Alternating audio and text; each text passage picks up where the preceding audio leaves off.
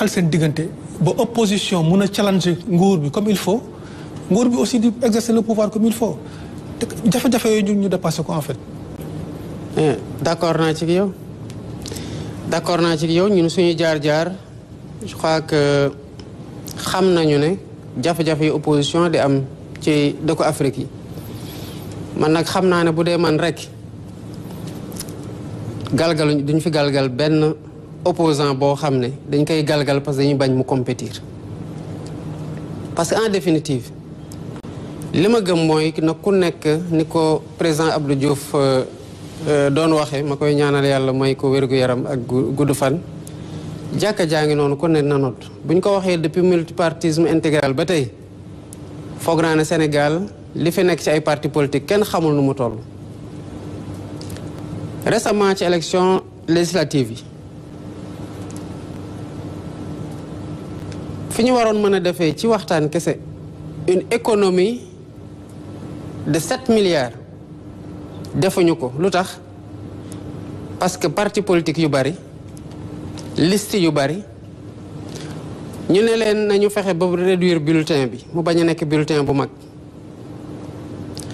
buñ ko defee bulletin bu ndaw dañ def économie 7 milliards ñoom opposition bi ñu waxtaan ne non buñ ko defee parce que dañu waxoon nañ def loolu def photo ci tête de liste bi kese ñu ne bu ñu defee photo Ousmane Sonko nekk ci def ñuy gagné mais photo Ousmane Sonko nekk ci te Ousmane Sonko kii liste bu mu dirigé woon gagné na leen gagné gu metti mais derrière le Sénégal a dépensé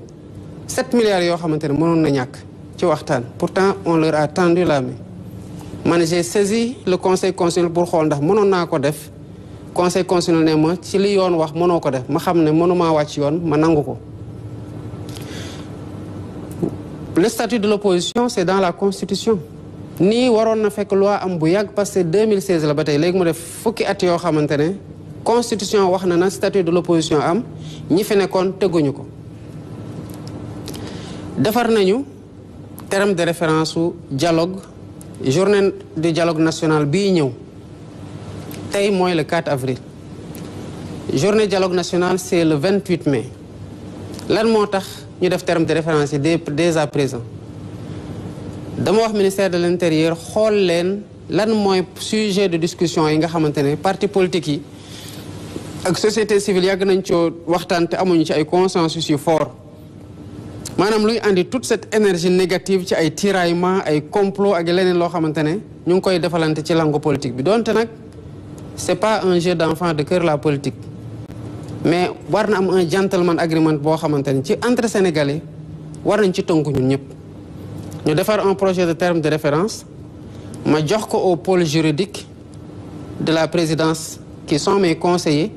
ñu am luñ ci yokk ñu jox ko au pôle politique ñu am luñ ci yokk ñu delloowaat ko ministère ma ne ko jëlal terme de référence yi dès le début avril nga jox ko à tous les acteurs ñu amandé ko ñi nga xamante ne amuñu ci amendement nañu def seen contribution répondre la ñi ci am amendement ñu def seen contribution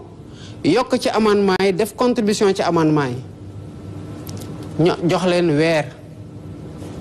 pour que dans la préparation organisation travaux yi parce que boo daree dajale politiciens ngi ni mu leen xamee ñu ñëw dans le cadre d'un dialogue qui doit être encadré dans le temps parce que c'est un coût aussi bëgg a waxtaanee lépp en même temps de façon brute mën na am conduite travaux yi jafe te pourtant y a beaucoup de choses yoo xamante ne buñ ci waxtaanee ba teg yàgg na noonu lañ koy defee ak société civile def leen ko ñoom jox leen ko lu tax may def loolu li tax ma koy def parce que dama gis na ñun malgré lu ñu dajloo yëpp ak lu ñu xeex yëpp ak lu mu jural Sénégal yëpp ak sénégalais yi mais bu ñu demee ba sénégalais yëpp jàpp ci ba ñu forcer élection am lan moo xew sénégalais yi dañoo xëy le dimanche 24 mars ndekki ba suur sangu ba set solo ba rafet dem voter dox ndànk dem seen kër di xaar résultat yi ngoon jot ñu proclamer résultat yi ñu dóor xam ne dóor nañ leen ñu féliciter ki leen dóor Sénégal jëm kanam le lendemain ñëpp liggéey ça signifie que le peuple est à la hauteur du statut du Sénégal en matière démocratique homme politique yi nag la ñu war a dugal dans un couloir de responsabilité le gouvernement gouverne comme ni nga ko waxee l'opposition s'oppose lépp sa mën a nekk dans le respect et dans la sanctuarisation des questions yoo xam ne dañuy xam ne lii kat du lu war a nekk ay xiiroo ak ŋaayoo ci langue politique bi loolu war nañ mën a déggu mooy le sens du dialogue sur le système politique. Il y a une logique de rationalisation bi ci war a am. Il y a une logique de définition claire du statut de l'opposition pour ñu respecter ko parce que boo jëlee ki topp sama gannaaw qui est aujourd'hui le chef de l'opposition selon ñoom lu ñu waxoon avant ñuy ñëw parce que bi ñu waxee ne chef de l'opposition mais dañu waxoon ne non c'est celui qui est arrivé deuxième boobu ñun majoritaire nañu ba dialogue amoon na fi sax sam prédécesseur gëstu jox parole kenn ne ko chef de l'opposition kon suivant seen logique le chef de l'opposition aujourd'hui mooy ki ñëw sama gannaaw directement mais kooku lu mu am ci voix sénégalais yi ko votel ak boo cumuler les 46% de l'électorat yi voté wul mais c'est pas parce que seen candidat gañewul que amuñu baat ci réew mi dañu am baat ci réew mi ceux qui ont voté contre Diomaye on voit au chapitre dans le champ politique selon nag ni ñu ko organiser suivant nos règles loolu lu ma accepté la te ñun gouvernement bi loolu la ñu accepté bu ñu nekkee ci opposition bi dafa am lu ñu askanoo maanaam dugal ko ci suñu ADN moo ñaa lañ ko suñu bopp ak suñu militant mooy le débat technique politique sain ba keroog buñ ñu bëggee faagaagal nag ñu xam ne bu ñu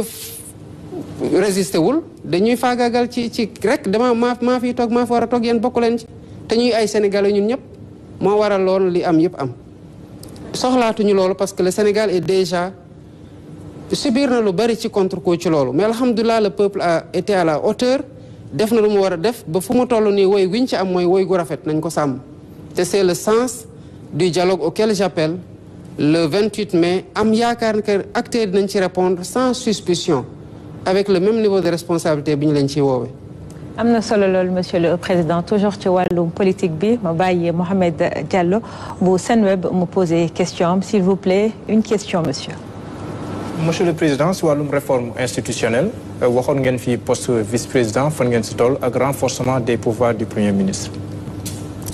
Il y a une série de réformes parce que bi ñu jógee ci assises nationales yi assises sur la justice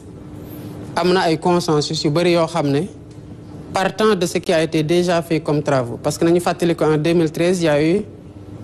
le rapport de la commission nationale de réforme des institutions commission boobu am na loo xamante ne digle woon nañu ko te bokkoon nañ ci lu ñu digle woon ñu gën a rééquilibrer les pouvoirs entre les différents pouvoirs waaye au sein du pouvoir exécutif loolu moo nekkoon l'idée